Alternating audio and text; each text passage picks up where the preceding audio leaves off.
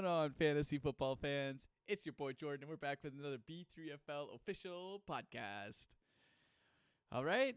One more week down. What? Week 5. And man, we got some headlines coming from you. We have the Jordan Ivany. I don't know how to describe it. Basically, trying to sell his team. We have Jordan versus Omar rivalry match. We have Papa T coming back to old form. We have so many headlines that are starting to shape up as well. So excited to bring all the latest news to you guys. I know it's not the best timing considering now that it's been almost a whole week since Monday. But you know what? Busy week. So we get it done on Friday night. And I'm excited to start. So we're going to kick things off with the game of the week last week, and that primetime match was between me and Omar. We were both 4-1 or 3-1 at the time, and I just really gave it to Omar. It felt good beating old roommate. What can I say? He was a little disappointed. Russ didn't have a big game for him on that Thursday night, and that kind of just set the tone for him for the rest of the week. Even though he had lots of opportunities to come back, this was a game that was riddled with injuries. For me, I had Chase Edmonds didn't have an injury, but his job has basically been taken by Raheem Mostert. I had Darren Waller go down in the first quarter, and Rashad Penny is now out with a season-long injury. I had Keenan Allen, who was my I think third round, basically second round draft pick, because I was at the swing. He was out too. And then Omar had T. Higgins go down. He had Nyheim Hines, who had a terrible concussion. I don't know if you guys watched the game at all. But, it was just brutal. Hold on. Oh, I got to get to the sorry about that, guys. I meant to pull this up. So we had between Edmonds, Waller, Penny went down. Keenan Allen was a top player who was hurt. I'm not going to count Burks because he's a no-show the whole year. T. Higgins and then Nyheim Hines, and we just had a whole bunch of zeros come up on this board. Like it just wasn't good, efficient football. Everyone's going down. It was just a matter of trying to battle through it. And realistically, I was just feeding Austin Eckler the ball the whole time, and he managed to carry my team to victory. Without him, actually, our scores are basically they're actually very, very similar. Obviously, Russ was a disappointment for him, but I would also like to highlight, Omar, that your kicker's not very good, as Dan Carlson has become the man this year. He's routinely scored me double-digit points, which is fantastic. You can't ask for much more than from your kicker. He's just lights out, classic fantasy football, winning you games with your kickers. I thought I was a little nervous trying to pull the trigger on him in the draft, but you know what? He's come out and has done wonders for me this year. So, you know what, Omar? You had a good game. It's probably the best you could do. 70 points seems about right for where you should be. You tend to suck. So it is what it is. I know you were down, and you said early on in the week I was talking to him. I got a statement from him, and he was like, you know what, man? Russ just sucked the bed. I'm going to lose. Blah, blah, blah. I'm going to lose. And not realizing that I was also going to have so many injuries. He just feels that the whole world is against him, and it is because he sucks. So good try, Omar. Come back next time. You have a big matchup against Tom this week, so we're going to deep dive into that a little bit as that rivalry starts to heat up too. So within the A-League itself, we had a monster game, an absolute monster of a game from Scott. Go Buffalo. Scott, where are you? I saw you. I need my glasses. Scott, you had a huge game. I mean, realistically, your team is like the goddamn strip club. It's just Bills, baby. Right? What are you doing, and you step bro? Gave it to Rick. Josh Allen led the way. Obviously, he had 4 touchdowns and rushed for almost 50 yards. But I think when Josh Allen plays well, you actually see a significant boost, especially on touchdowns, because now you're scoring 10 points for every touchdown. So if he only scores 2 touchdowns, your team is going to suffer. When he scores 4 or 5, your team is going to do really well. So I think what also helped is that you were playing a very weak Pittsburgh Steelers team. They were kind of torn apart by the media over the last day. They were torn apart by Barstool Sports over the last week. But I think the Bills, if the Bills score 38 points and the other team scores 3, yeah, Scott, you're probably going to win every single game this year. And you're also missing Knox. He was out or like he was deemed out and not able to play. So that was tough. That's tough for you. But you know what? Battled through it. Josh Allen came through regardless. Doesn't need a tight end when he's throwing to Diggs, Gabriel Davis, and Shakir. So yeah, you had a phenomenal game last week. It was kind of great to see, considering that you're 1-3 before. There was a lot of controversy around your team. Clearly, it shook up your locker room a little bit. You guys were in the media a lot. Everybody was asking about the controversy. And now I think it's like your guys are trying to get down to actually playing fantasy football. And it shows this week. Now maybe you're over the hump. You're now sitting at 2-3. Still lower in the standings than you probably would like to be. But when you run all Bills, it's boom or bust. And last week was definitely one of the days that you're going to boom. So, and on the flip side, Ryman, my guy, just that was a rough week for you. Christian Kirk struggles. He's going to be boom or bust on Trevor Lawrence. Now, Lawrence is a rookie QB, so you're going to have games where he's going to do, or not a rookie, but because he's a newer quarterback into the league, there's going to be games where he's going to throw 4 touchdowns, and there's going to be games where he throws 0. And unfortunately, Christian Kirk is now one of those players that it's going to be either he's going to score a ton of points or he's not going to score any. He's going to when Lawrence struggles, he's going to struggle. It's just the nature of the beast with receivers, especially ones that aren't standouts. Like you'll always get production out of Hopkins, you'll always get production out of Devontae Adams. Not so much with these lesser receivers. But that's not all. I mean, George Kittle, he fumbled the football for you. That was kind of heartbreaking because that takes I think 2 or 3 points away from you. Your kicker got you 0. The Chiefs defense got you 2. I think when I combine CeeDee Lamb, Christian Kirk, George Kittle, what's his first name? Young Ho Koo. You combine and then the Chiefs defense and CeeDee Lamb. I think between those 5 guys, it's 11.1 points. So it's like 2.25 points per player, basically. That's hard. That's you won't win it. I say it a lot. You won't win any fantasy games playing fantasy football like that. I gotta record that and make it a clip. I say that a lot. But yeah. And as a whole, this league last week, there wasn't a lot of close games. I think the closest game was 13 points, and that was Grugel and Daly. Ivany and Tickle was the closest one, and then Grugel and Daly. So there wasn't that many close games. There wasn't any come from behinds, really. Like no late night theatrics coming through to win. So it was a true showing of who might be on the up and up. So we had some big stories. Tom got his first win last week. Might have called it. I put Zach in the danger zone, and Tom, you came through for me with a huge win last week. All your guys were firing. It was nice to see Travis Etienne finally come back for you. After that, James Robinson was sniping his carries a little bit. Now Travis Etienne maybe starts pulling his weight. We don't know. Anyways, yeah, you took Zach and I will send you to Jesus. And you sent him straight to Jesus, my man, with almost a 30-point win.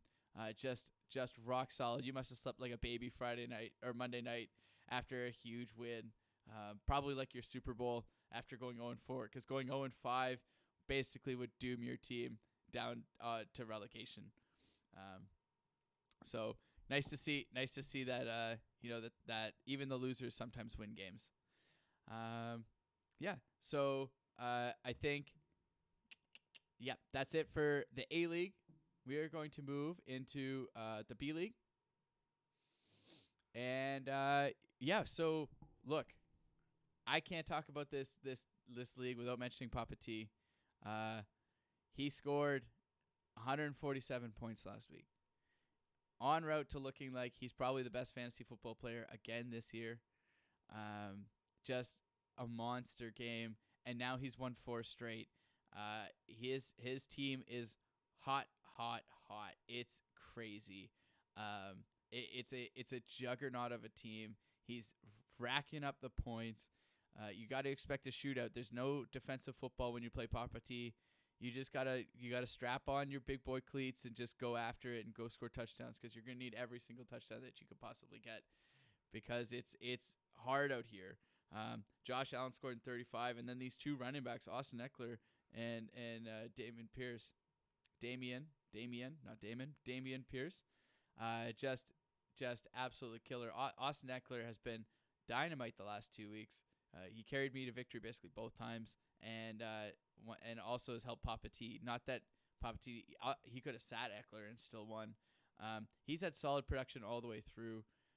His bench is missing Eli Mitchell, which was big, and Keenan Allen, who hasn't played a game all year, which was a high draft pick, right? He's probably 3rd round draft pick in this league, maybe 2nd. Literally, he left the first quarter, that very first game, and hasn't come back. So I expect to see Papa T's team even turn it up a notch once Keenan Allen comes back, their number 1 receiver. So, and of course, we got to mention the other Sterling. The worst performer of the week was Dan again. Now here's the deal: is Dan. You started a player that was out. I don't know if you weren't checking. Maybe you had night shift.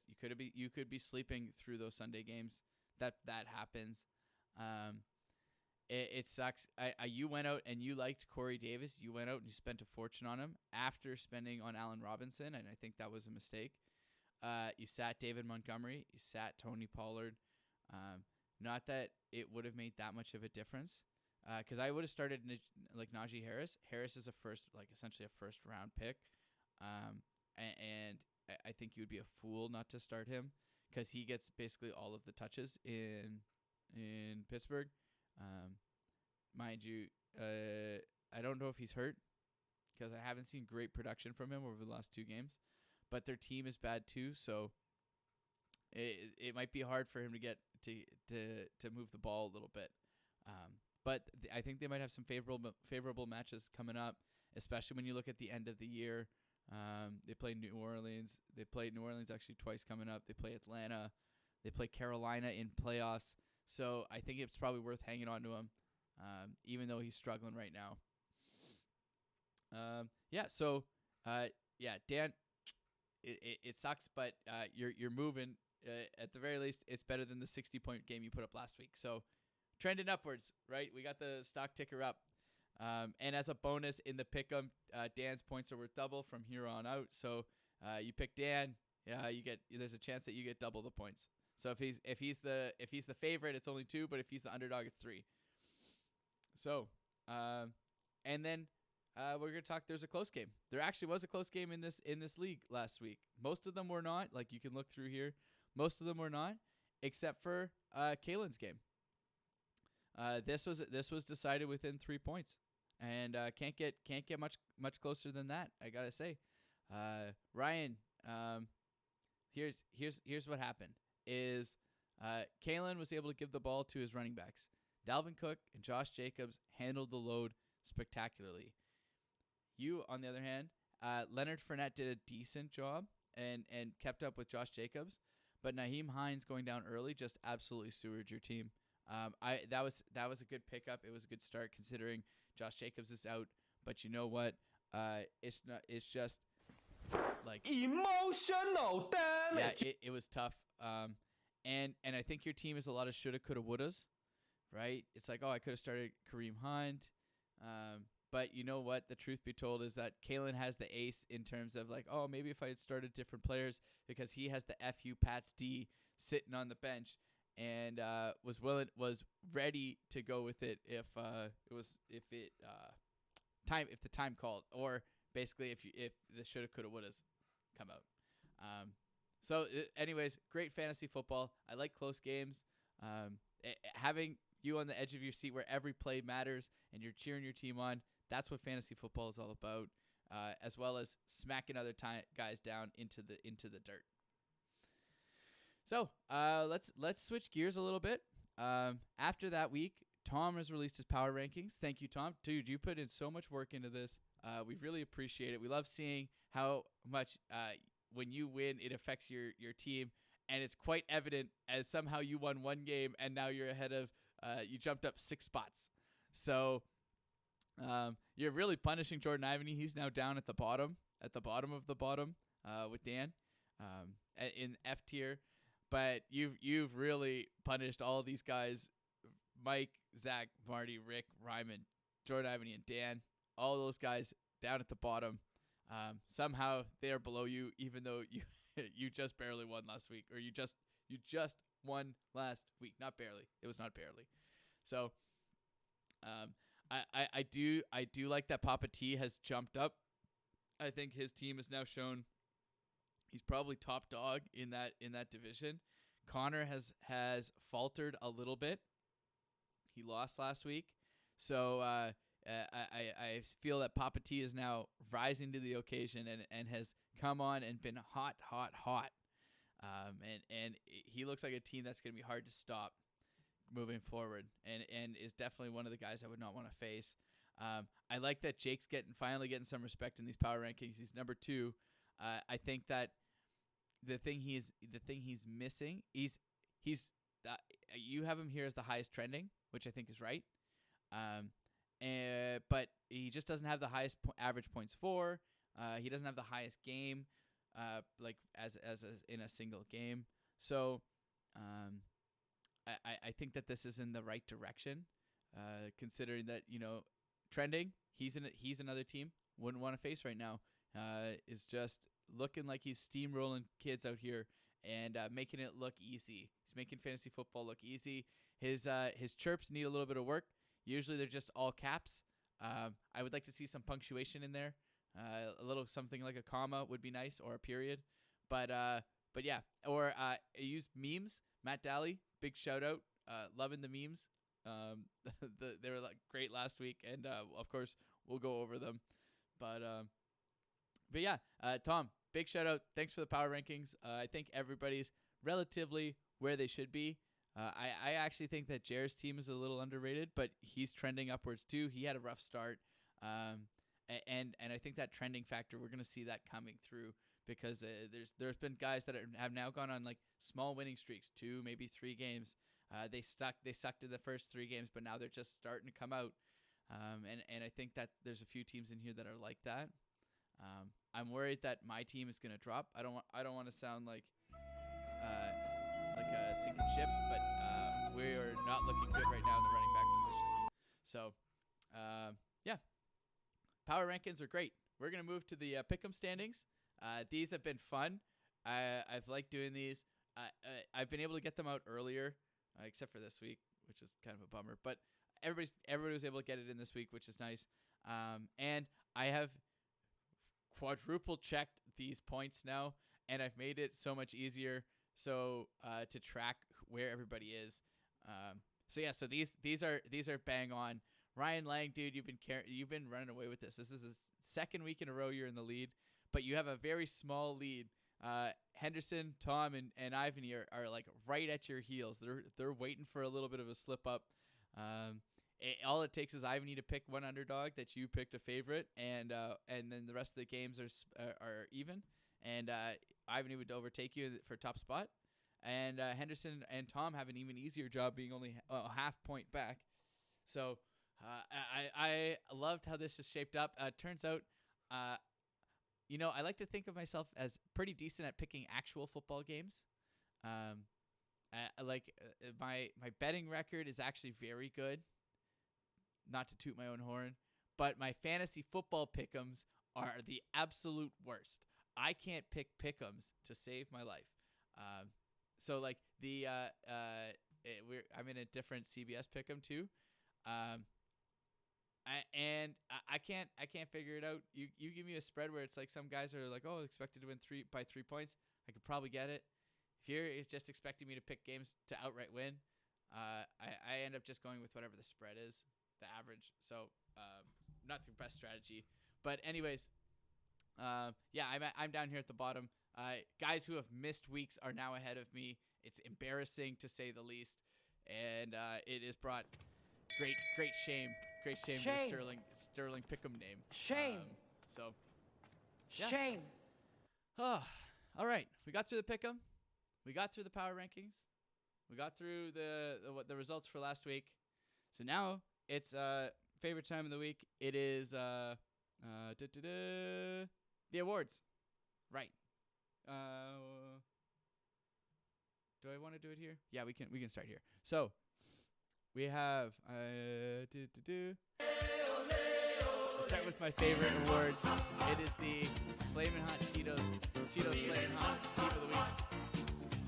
Flamin' Hot Cheetos Flamin' Hot Team of the Week. And it's Papa T. Man, this guy's been on an absolute tear. Just rushing people. It's not even close. He's just putting up monster numbers. And I doubted his team in the beginning of the year. Wasn't sure that it was going to be the one. And it turns out that it's just been ridiculous. Once again, looking like he's going to be a top contender for the league. Connor, this performance from you, losing your number one seed, it's a little disappointing. You could have been up there for Flamin' Hot Team of the Week, but this Miami defense not pulling through for you. Darren Waller getting hurt was a rough outing to say the least.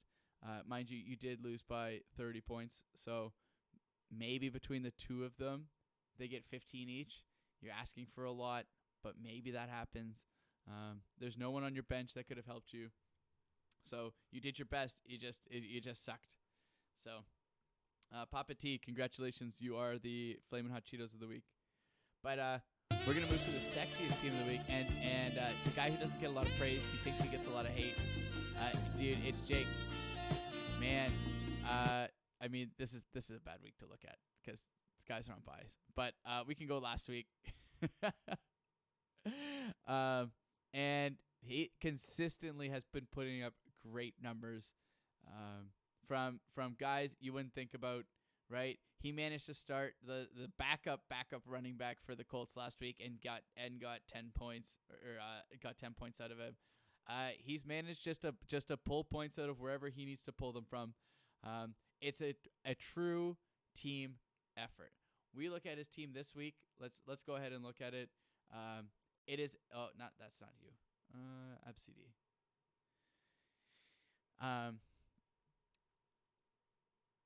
It's a true team effort. You look through it. Tony Pollard, Alexander Madison, Jalen Pickens, Kyle Pitts, Jake, you gave me shit earlier this year. I was like, did you draft an alligator? Yeah, I drafted him and then I dropped him because Cordell Patterson was doing so well. Like he had no touches the first game, and then only had 10 touches the second one. So I was like, you know what? If he's only gonna score 3 points, I dropped him, and now it turns out that he's actually kind of valuable with Cordell Patterson being gone. You're just getting it done. It's not sexy, but it's working and it's effective. It is sexy actually. Watching everybody come together like this, it's just like they're just gelling all at the right times, trying to propel you into a guaranteed playoff spot. Based in the next 3, if I'm doing my math correctly, we have 14 games. So in the next 3 weeks, we should actually have a really good understanding of how the playoff rankings are shaping up, how many wins everybody has to have to kind of secure their relegation spot. So looking forward to that. And Jake, I think that this team effort, this grouped approach, is the way to do it. Lots of depth. It's a big bye week for you. So if you can come out of this week on top, I see you cruising right into playoffs, and that's no questions asked. So, look, we got it's not fantasy football if we are also not talking about the chirp of the week. Come on. Oh, this was supposed to pull it up. I got to load it up manually. And honestly, it comes from Matt Daly. Matt Daly, chirp of the week by far. Tom's first win, go Buffalo, dominant win. The Dalai Lamas, the Dalai Lamas have gotten a really hard time about sucking this year. And so Mike, Ricky, and Dally relying on 4 TD Kelsey are drowning. And Ivany, he's down at the bottom. He's just all in his feels. And he's just sinking. Maybe this one is more Ivany. Man, you know what? When I look at your team, I don't think it's that bad. It is worth selling though, and you put everybody on the trading block last week. It's just a colossal shit show. We're gonna pull that up because it was crazy, literally in the middle of the game. Where are you? This is I should load this up. Yeah, so here, 5 days ago, Jordan puts Damian Harris, Tom Brady, Khalil Herbert. Man, my phone was blowing up at the gym. Jordan just absolutely getting rid of everybody, clearing house. Everyone's good to go. So it's been looking good. And you know what, Jordan, I don't blame you. You're trying to shake things up and change your own destiny. I can't fault you for that. It is what it is. So you're doing great, though. You know what? I applaud the effort. And realistically, dude, I mean, you're one win away from Go Buffalo, who somehow this whole division literally is a 1-win differential between playing for relegation and moving and being in playoffs. So you're all very close. It's not worth totally abandoning ship. The ships are sinking, but you could patch them. You could totally patch the Titanic up here at this point. You're assessing the damage, trying to figure out what needs to happen to shake things up. And I think you took the right approach by opening yourself up to a bunch of trade offers. I know Rick was putting out a lot of feelers this week. Not great feelers, honestly. It kind of felt like he was touching you in the spots you don't want to be touched. But at the very least, there was interest along the fantasy football fronts. Yeah. So Matt, you get chirp of the week. Jordan, you get all these sad little songs. I've been waiting forever for someone to do something like that, and I've loaded those up. Those are perfect. So thanks, dude. So we're gonna move to the Wall Street. The Wall Street mover of the week. And all right, I might get a little bit of heat for this. I am gonna get some heat for this, and that's because it's coming from the B League, and I think it's Dan. Dan, you get a lot of heat, and you're 0-5. Your team hasn't put up that many points for it, but we're gonna dissect his team a little bit. We're gonna go into a little bit of a deep dive, and because I actually can't figure out this team, because and maybe this is blind spots I have. This is biases, internal biases. This is all those terms that they try to tell me in my HR meetings. So here's my philosophy is usually I love the running back position mainly because they get touches, and if you can find good running backs who get a lot of touches, they're more likely to score touchdowns. They're just they can be more consistent than receivers can be, because if a receiver, a good game could be 60 yards, but if they don't score a touchdown, it could be boom and bust, right? But a decent game for a running back probably is 60 yards and 1 touchdown. That's it's pretty standard. As soon as they get close to the goal line, it's okay, now we get the running back involved, and we just punch it home. So we look at Dan's position. First, good quarterback, cool with that. His running backs. He has David Montgomery, who's a starter. He has Raheem Mostert, who's a starter. He just picked up Eli Benjamin. I think this was a great pickup. As James Conner is going to be on the sideline for a little bit. So good move by Dan. He had Chase Edmonds and then followed up with Raheem Mostert. Bravo. Nice job. It sucks, unfortunately, now that the Dolphins offense are now running. I don't know if Bridgewater's coming back, and I don't know the status on Teddy or on Tua, but last week they were down to their third string quarterback. So unfortunately, that was just they might have trouble moving the football on a third string QB. But then you had Tony Pollard, who's actually been pretty good. Besides this one dud of a game here, 15, 10, 14, good enough for a flex position. I'm not saying he's like an all-star, but at the very least, rotating him in on a bye week, you're not missing that many points. You might be missing five points from a starting spot. And Najee Harris, who's unfortunately he's been a dud for you, right? So, you went out this week, and you picked up Rashad Bateman, and God forbid the fantasy football gods hate you, because he's out. He's out this week. Don't start him. He gets a fair amount of targets. It's not great. You traded Adam Thielen for him. You know what? Just shaking things up on an offense that likes to score more. And they at the end of the year, they play some pretty bad teams, right? Carolina, Jacksonville, Denver. Denver's got a good secondary, so I would take that with a grain of salt. But Pittsburgh, Cleveland, Atlanta, Pittsburgh again. Like, Dan, I think that if you could somehow get through these next 5 games, win a couple of them, you could actually shape your team up to be, at the very least, not 0-5 in the last 5 games. So, are we pulling for you? Yeah, because I want a league where everybody beats everybody. The more teams that are competitive, the better. I mean, the only team. Look, if there's one team that I don't want to win, it's Jake, because when Jake loses, we all win. But everyone else, I can cheer for you guys. I want you to not go winless. And so I think this team is better than what's happened. Do I think you win this game? No. I mean, unless he doesn't start a kicker. But you could. If Knox is playing, I could see it happening. Maybe. I just looked at his stats. They weren't that impressive. But Everett has been very hit and miss too. So, yeah, Dan. You know what? That was a long award, but you are the mover of the week. I think that you're putting guys in the best position. Wall Street, now my stock rising, got the eyes on me. You're missing one player to push you over the top, and maybe it's worth trading these lower guys for, but or maybe Najee Harris turns it around at some point.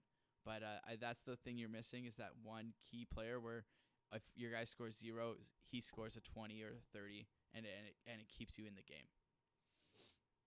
So, all right, Dan, you got the Wall Street move of the week.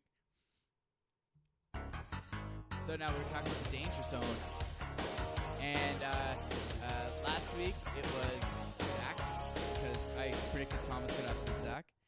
And this week I actually predict Tom is going to upset Omar. Omar, your team is not as – your auto draft solution was not as good as you thought it was. James Conner is out for sure. I think Cam Akers is out too. So Naheem Hines is, so he practiced fully. So that's a good sign. But even still, those are some pretty big gaps on a team that has 3 quarterbacks. Yikes. Well, meanwhile, Tom is trending in the other direction. Chris Olave has been a gem for Tom, a diamond in the rough.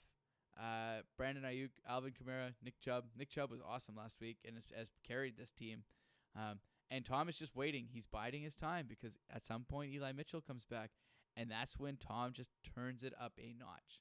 So we're waiting for that to happen. Tom put on a good show last week. Omar, you're going to have to do something miraculous this year.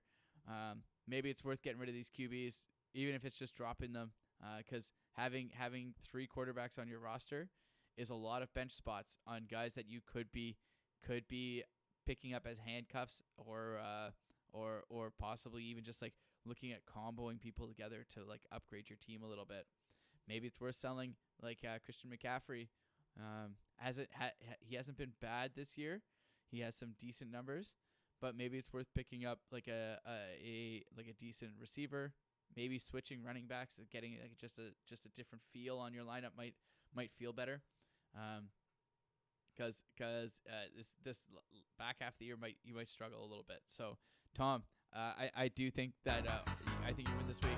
Omar, you're in the danger zone, my guy. This could be back-to-back losses for you, putting you at 3-3. Meanwhile, Thomas, looking at this standings and saying, you know what, I could probably string some games together, maybe squeak into playoffs.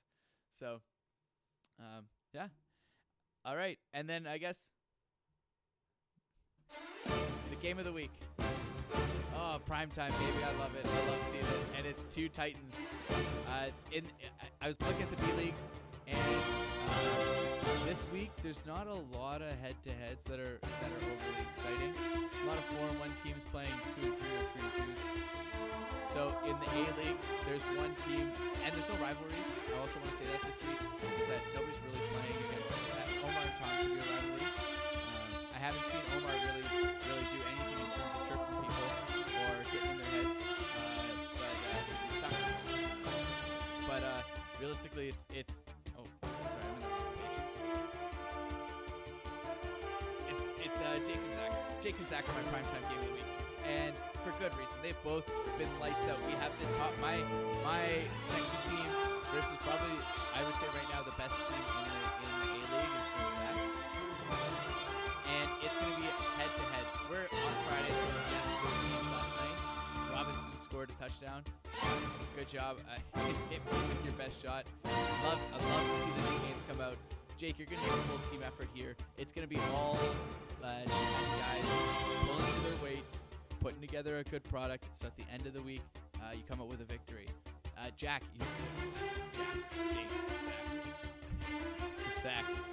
dude, it's all. Honestly, I think it's in your receivers. If Cooper Kupp and Deebo Samuel have big games, I think you come out no problem.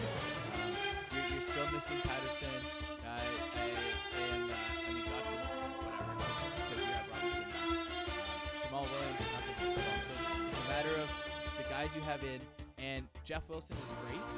He can be a little injury prone. I would watch him day to day. I'm sure he's good. Talk to the doctors and see how he's feeling. But it's going to be Cooper Kupp and Deebo Samuel.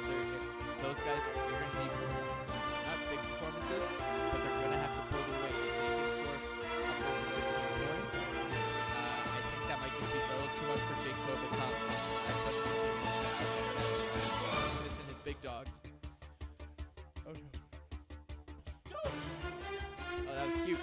So yeah, Jake, you're battling uphill, missing your two top running backs.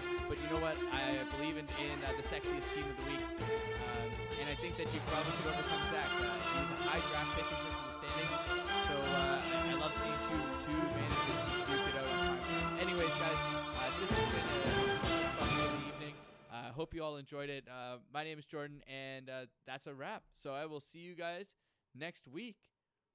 Peace.